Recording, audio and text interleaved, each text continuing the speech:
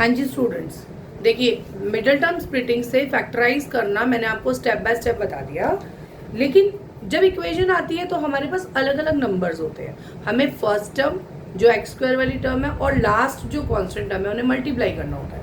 कभी कभी ऐसा भी हो सकता है कि आपको नॉर्मल इक्वेशन मिले, एक्स स्क्वायर के साथ कुछ नहीं है मतलब 1 है, तो आपको कोई सिर्फ लास्ट वाली टर्म लेनी है जिसको आपको फैक्टराइज करना है।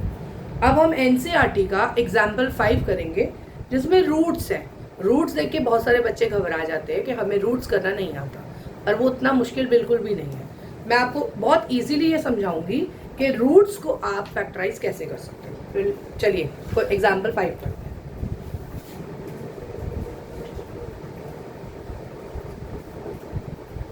एग्जाम्पल 5 में स्टूडेंट्स हमें इक्वेशन गिवन है 3x² minus 2√6x plus 2 equal to 0। अब आपके पास यहाँ पे फर्स्ट टर्म और लास्ट टर्म में दोनों में नंबर्स हैं, तो पहले हम प्रोडक्ट निकालेंगे। हमारा प्रोडक्ट हो गया 3 and 2, तो 3 मल्टीप्लाई बाय 2 मतलब 6 हमारा प्रोडक्ट है। लेकिन बीच में है 2√6, तो अब हम रूट में कौन सा ऐसा नंबर लेंगे जिसको मल्टीप्लाई करके 6 आ जाए। देखिए स्टूडेंट्स, जब हम सेम नंबर के रूट्स को मल्टीप्लाई करते हैं तो वो नंबर बाहर आ जाता है। फॉर एग्जाम्पल मैं आपको जस्ट एक एग्जाम्पल लेके बता रही हूँ। अगर हम √2 को √2 से मल्टीप्लाई करेंगे तो ये 2 हो जाएगा, ठीक है। इसी तरह से हमें 6 को फैक्टराइज करना है, √6 लाना है, तो हम क्या ले लेंगे √6 इंटू √6, सिंपल। तो हम इसको लेंगे √6 मल्टीप्लाई बाय √6। तो मैं इसके दो फैक्टर्स लूंगी, 3x² minus √6x minus √6x। मैंने यहाँ पे दोनों के साथ x लगाया क्योंकि बीच वाली टर्म में x है, और दोनों माइनस लिए क्योंकि माइनस माइनस प्लस हो जाएगा, मिडिल टर्म में नेगेटिव साइन है, ठीक है। एंड प्लस 2 आ गया, हमारी टर्म का फोर्थ टर्म है 2 इक्वल टू 0। अब देखते हैं हम इसमें कॉमन कैसे निकालें। पहली दोनों टर्म में से क्या कॉमन हम निकाल सकते हैं, x तो हमारा कॉमन है ही। देखिए अब √6 को आप लिख सकते हो √3 मल्टीप्लाई √2, ये भी इसका प्रोडक्ट हो सकता है। तो जब हम कॉमन लेंगे तो हमें ये समझना होगा कि हम कॉमन क्या निकालें। यहाँ पर 3 है, यहाँ पे √6 है, जिसमें से हम √3 कॉमन ले सकते हैं। तो हम यहाँ से लेंगे √3x, ठीक है स्टूडेंट्स।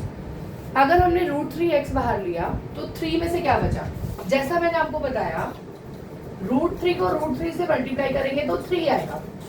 इसका मतलब 3 इंटू √3 करके आया है। जब आपने एक √3 बाहर ले लिया तो अंदर आपका √3 बच जाएगा, ओके। माइनस साइन लगाएंगे।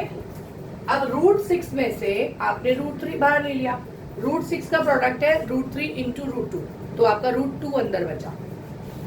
√3 x यहाँ लगेगा क्योंकि x² बाहर था, तो एक x आपके पास बचा माइनस √2, ओके। अब आपने नेक्स्ट दोनों टर्म्स में से कैसे कॉमन लेना है, माइनस √6 और 2। तो स्टूडेंट √6 में से वापस √2 मैं बाहर ले सकती हूँ, √2, तो अंदर क्या बचेगा, क्योंकि √6 का ब्रेकअप क्या है, √3 मल्टीप्लाई बाय √2। √2 मैंने बाहर ले लिया, अंदर मेरे पास बचेगा √3x। अब क्योंकि माइनस साइन बाहर लिया तो ये वाला साइन माइनस हो जाएगा। एंड 2 में से हमने √2 बाहर लिया, मैंने अभी आपको बताया कि 2 को हम लिख सकते हैं √2 मल्टीप्लाई √2, तो हमारा √2 एक अंदर बच जाएगा, माइनस √2 इक्वल टू 0, ठीक है। ये हमारे मिडिल टर्म स्प्लिटिंग हो गई, कॉमन फैक्टर्स बाहर आ गए। अब हम इनके पेयर्स बनाएंगे, तो √3x माइनस √2 हमारा एक फैक्टर हो गया, और अंदर भी हमारा यही आया है √3x माइनस √2 इक्वल टू 0। दोनों फैक्टर सेम है स्टूडेंट्स, तो दोनों x की वैल्यूज भी सेम आएंगी। तो आप इसको 0 से इक्वेट कर दो, √3x minus √2 equal to 0, √3x equal to √2 उधर जाएगा, 0 प्लस √2 हो जाएगा, एंड x इक्वल टू आ जाएगा √2 अपॉन √3। ये आपकी x की वैल्यू आ गई, सेम x की वैल्यू ये दोबारा से यही आएगी।